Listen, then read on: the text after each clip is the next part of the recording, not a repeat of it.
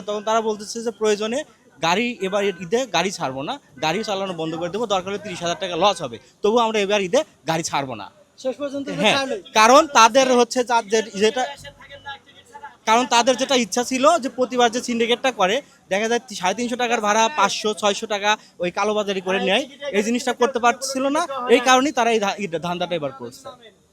তাহলে বিষয় কাহিনী তাহলে এটাই যে তারা কালোবাজারি করতে পারছে না বলে আপনাদের আটকে জি রাখছে। জি, কালোবাজারি করতে পারছে না জন্যই তারা গাড়ি বন্ধ করে রাখছে। তাদের বলতেছে আমাদের এই অল্প টাকা বা এই 30,000 টাকা আমাদের যদি না আসে এবার ঈদে, তাহলে আমাদের তাতে কিছু যায় আসে না, দরকার হলে গাড়ি চালানোই বন্ধ করে দেবো। মানুষ বুঝুক, যাত্রীরা খুব বেশি বার্গেনিং করতেছে এবং প্রশাসনের লোক খুব বেশি বার্গেনিং করতেছে এবার। আপনার টিকিট দিয়েছেন? না না না, টিকিট ওই যে ভাড়া সরকারি সাথে ওই সাথে আচ্ছা দাঁড়ান না, টিকিট দেন নাই কেন? টিকিট ছাড়া এখন গাড়িতে তুললেন কেন?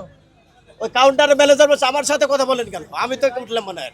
আচ্ছা, আগে যখন গেছি তখন 350 টাকা করে নিত, আজকে হচ্ছে যারা বললো যে তাদের ভাড়া নাকি এখন 370 টাকা করে। 370 370 টাকা। টাকা। আপনারা একটু অনলাইনে সার্চ করে দেখে নেবেন বিআরটি এর আইন 2024 অনুযায়ী জি। যে মহাখালী থেকে ঢাকা থেকে সিরাজগঞ্জের ভাড়া কত নির্ধারিত হয়েছে। যদি বেশি নেয় তাহলে আপনারা টিকিট অবশ্যই দেবে, টিকিট ছাড়া যাবেন না। টিকিট নেবেন, নয় লিখিত ডকুমেন্টস নেবেন, নিয়ে এটা পরবর্তীতে অভিযোগ করতে পারবেন। ঠিক ঠিক ঠিক আছে। ঠিক আছে, আপনাদের যাত্রা শুভ হোক।